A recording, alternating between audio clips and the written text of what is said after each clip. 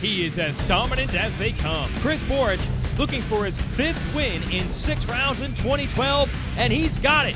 He takes the first ever limestone GNCC, just making a run for the record books now. More history awaits today.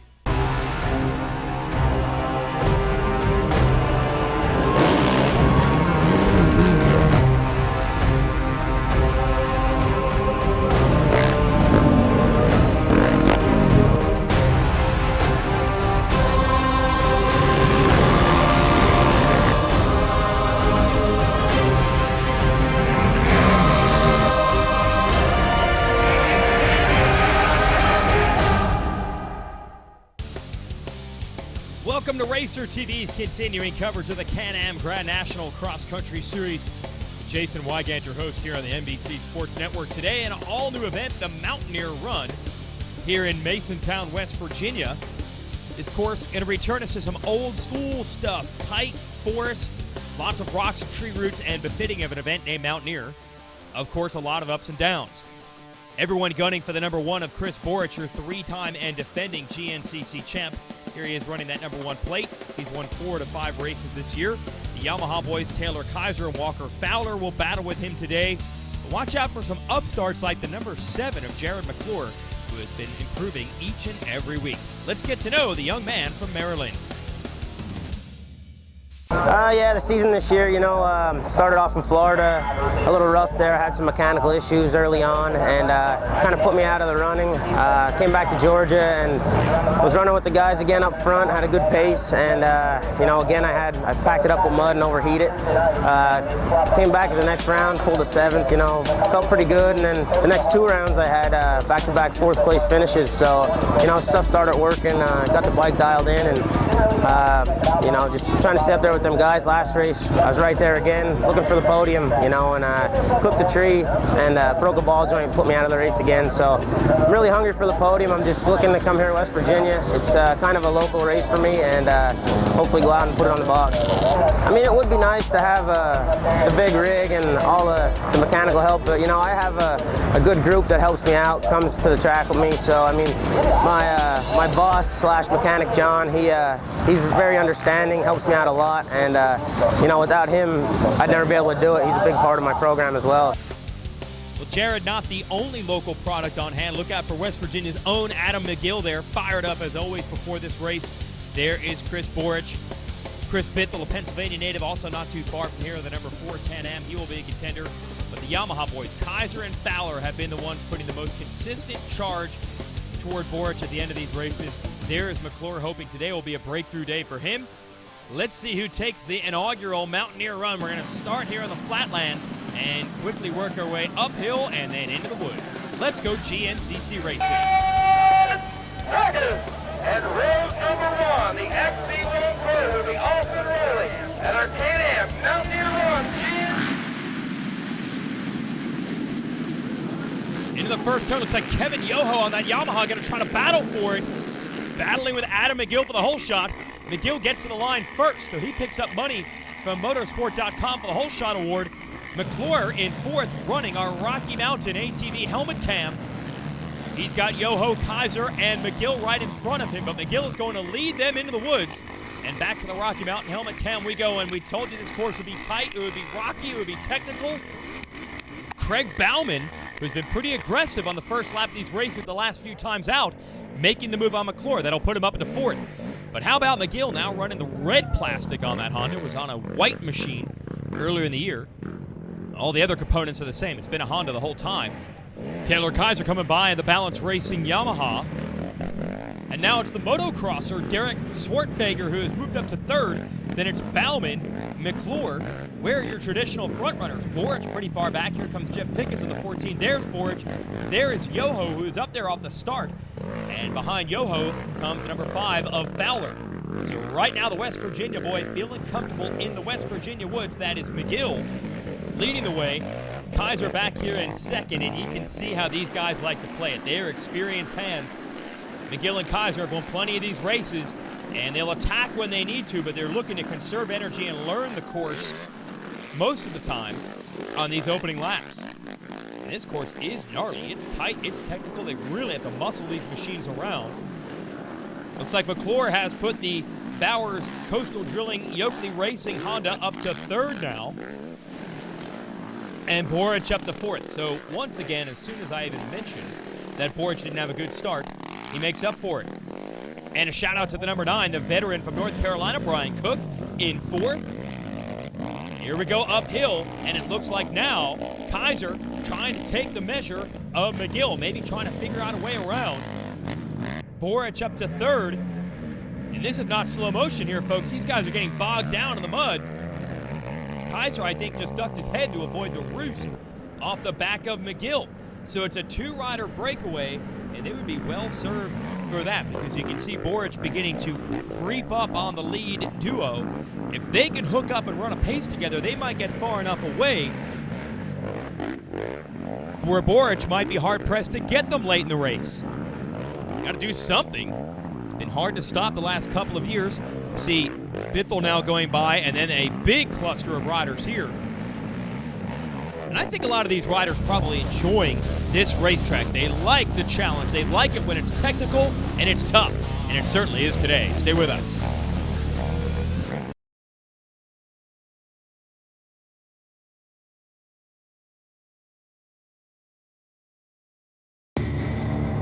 The Can-Am Renegade 1000 XXC with the most powerful engine in the industry.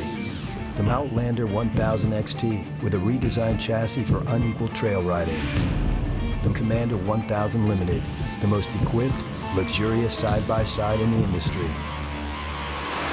The facts say it's the most advanced lineup out there.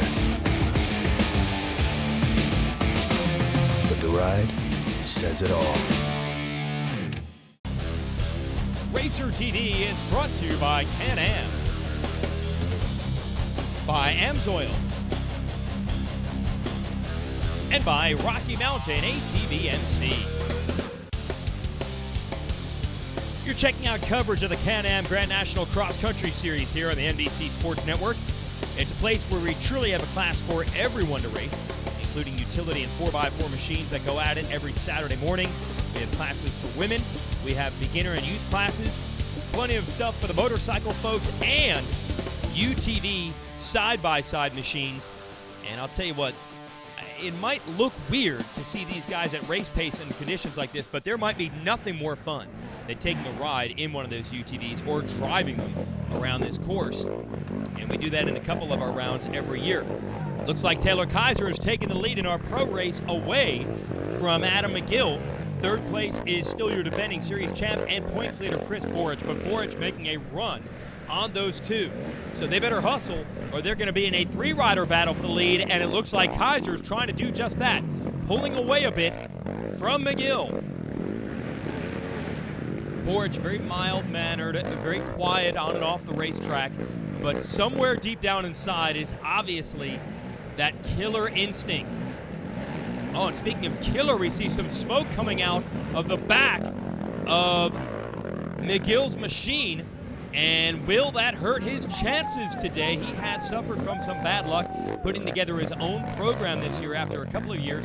Whoa, and Kiser has gotten stuck. I think he hit a tree. And then one of his friends comes out and tries to help him and goes down as well. So just as quickly as I thought McGill was going to have some issues, the only issue he has to deal with now is handling the pressure of running in the lead. Kiser shuffled back to 2nd, and here comes Borich in 3rd. Bithell has put the Can-Am up to 4th, and there is McClure right there. We talked to him at the beginning of the show. He has been getting closer and closer to that podium. He's been hanging around the lead group for most of the day, most of the races. He's doing it again today, and that could put him in position for a top 3 when it's all said and done, especially on a course like this. You saw what happened to Kiser. This thing can change in a hurry. So McClure doing a good job keeping in touch with the big guns. Back down into the woods we go, and you can see this is where a lot of the water has collected. Did I miss McGill, or is he no longer part of this group? I don't think McGill is running. So apparently maybe that smoke that we saw out of the back of his machine earlier has cost him dearly. Here is Kiser leading the way. So he's taking the lead back. You got the two yellow machines, no surprise, the Killer Bees have hooked up, Borich and Bithell, and then it is McClure right there. So McClure has to be comfortable with this. He has shown he can run the pace of the lead group. He's still right there in fourth. How many times have we seen Bithell and Borich hook up after bad starts and carry themselves forward? I don't know if I've ever seen either of those two get hole shots. But man, about midway through the race, they find their stride, they find the lines, they go to the front of the pack. The only difference, I'd say, is that extra kick that Borich has down in the last lap. We often see Bithell burn a lot of energy to get to the front of the pack. He's there now, he's in third. But I have a feeling that Borich, meanwhile, is just getting warmed up. This second place spot, well, that'll be good for now, but you know he's going to be going for the W before it's over. So that thick pack of riders we had up front early, it is boiled down to, I believe, 4 who could take the win today. And they're about to get the 2 laps down and 2 laps to go card. So we'll be halfway through this thing. And Taylor Kiser controlling the pace. There's Borich, there's Bithell, there's McClure. And you have to wonder if anyone else is going to be able to run these boys down through the pits. How will the strategy play out? Is anyone going? Is anyone stopping? And yes, Kiser into the balance racing pits. And into the Yoshimura Maxxis tent goes Borich. There is Bithell being pitted by the Can-Am folks. A little help from the family there as well. He is in and out. All right, so everyone's got their pit stops complete. We're halfway through. It's going to be a great race in West Virginia. Stay with us. When it's time to get ready to ride and you need gear, it's time to go to RockyMountainATV.com. With the largest selection of ATV parts, apparel, and accessories, we have what you need at deep discounts. We have a huge state-of-the-art facility that ensures your order ships out quickly with accuracy that's second to none. Most items ship free and arrive at your door in 3 days or less. Visit our industry-leading website, RockyMountainATV.com today for the best prices, quickest shipping, online support, and largest in-stock selection around. RockyMountainATV.com. Get ready. Racer TD is brought to you by Can-Am, by AMSOIL, and by Rocky Mountain ATVMC. Give you the highlights of the Can-Am morning race. Look at those big 4x4s ripping off the line, and Zach Zakowski, another hole shot for him in that black and green number 990. Highlights of the 4x4 open class. You know it's going to be a battle between Zakowski, Michael Swift, and Brian Buchanan. There's Buchanan in third. Swift running the point position out front. Back to the starting line we go for the Utility Unlimited class for machines that come from the manufacturer without racks. The dominator there has been Cliff Beasley, and here's 4x4 lights. Kevin Trantham on the left has been unstoppable in that division. And the women's class off and running. Tracy Checo on the balance racing Yamaha going to grab the hole shot. Angel Atwell on the Honda going to be there to battle Checo throughout the day. Here they are in the high-speed stuff. And then we get that nice mixture between the 4x4 machines and the sport quads. They race on adjusted time, but they often will catch and pass each other out on the track. And the rider normally doing the most catching and passing is Dave Simmons, your champion of the 45-plus class, who wins the overall on adjusted time more often than not. This guy is super gnarly, super tough, super aggressive. And if we were 20 years younger, he'd probably have the stuff to be battling Chris Borich for the win in the afternoon. So Simmons is going to take another overall win today. He's joined on the podium by Checo on the right, who wins the women's class, and Kevin Trantham on the left, winning 4x4 lights. Trantham was your top 4x4 rider on adjusted time for the day as well. Look at these rocks the riders are picking their way through. As we go back to our afternoon race, Kiser still leading Borich, and Bithell and McClure. Brian Wolf has been a factor at times, catching and passing this group, getting up in the mix. And Walker Fowler is beginning to make some tracks. Fowler made a lot of mistakes early in this one, didn't get a good start either. We'll see if the number 5 can rally to become a contender. Lap rider there pulling over, letting those fast 4 go by. Gotta be impressed with McClure. Every week he gets closer and closer.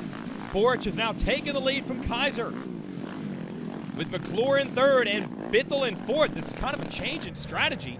You do not often see Borich in the lead this early, and Kiser tried to get him back and almost went over the bars in that mud hole where they just completely bottom out. And here's the rest of the group. It's Wolf and Fowler. They have closed up on the leaders. With about a lap and a quarter to go, there might still be time for them to make a run. And Borich getting shuffled back to third. And then I believe it's Wolf who has got around McClure. So the nitty-gritty down the stretch is watch Fowler come by at the back of the group. It is starting to change in a hurry. And Kiser apparently feels most comfortable leading this thing. He keeps trying to get the lead back. Anytime someone gets him, we'll see if that pays off. It's Borich, Bithell, second and third. Now Fowler has gotten around the Honda riders of Wolf and McClure. Borich trying some new lines all the way on the right side. And that one didn't pay off for him. That rocky uphill, man, is that tough to negotiate. Kiser continues to lead. Now we're on to the open stuff. And it is Bithell who has gotten around Borich. So Bithell is up to second, Borich in third. Wolf absolutely flying in the number 4 spot. Then it's McClure, and Fowler's got to be back in that group somewhere as well. Business sure has picked up here from lap 1 when we saw McGill, who is out with problems, and Kiser just kind of taking it easy out front. Everyone is pushing the pace now, and Borich has taken over the lead for the second time today. Kiser is behind him, but boy, Chris Borich leading into the last lap. That is not what these riders wanted to see. He is normally unstoppable.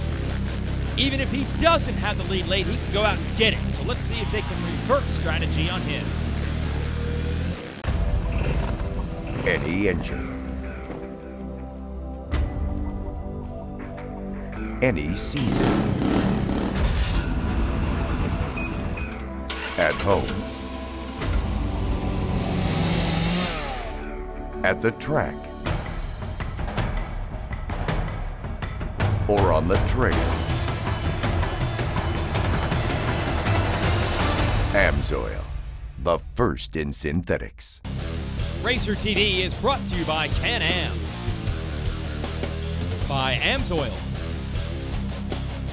and by Rocky Mountain ATV MC.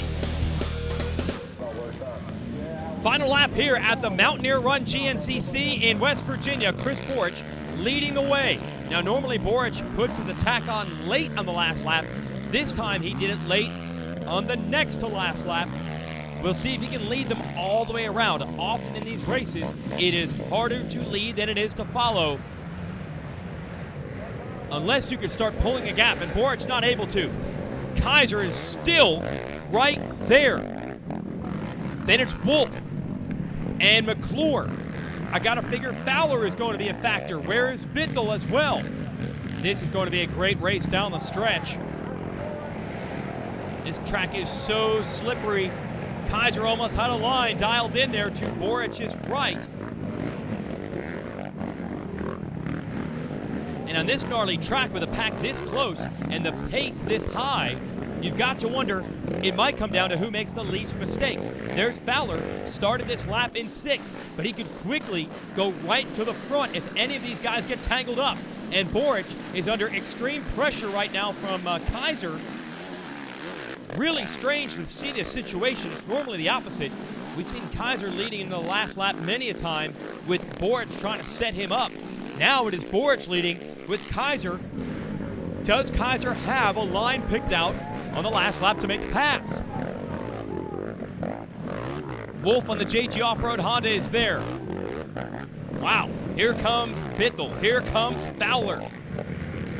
They need to close the gap up just a bit to take advantage of one of those mistakes. Now obviously, that is not Chris Borich's trademark. He learned at the hands of one of the best ever, if not the best ever, Bill Balance. That is where Borich developed that last lap strategy. He does not throw races away late. Maybe about 10 years ago when Borich was first breaking into the pro class, that was the case. But now he is the one that is the coolest under fire. And we talked about Borich's personality before this race. The guy doesn't get too riled up very often. He's pretty even keel, and that could be the key. When so many riders are pouring it on like this, he does not panic.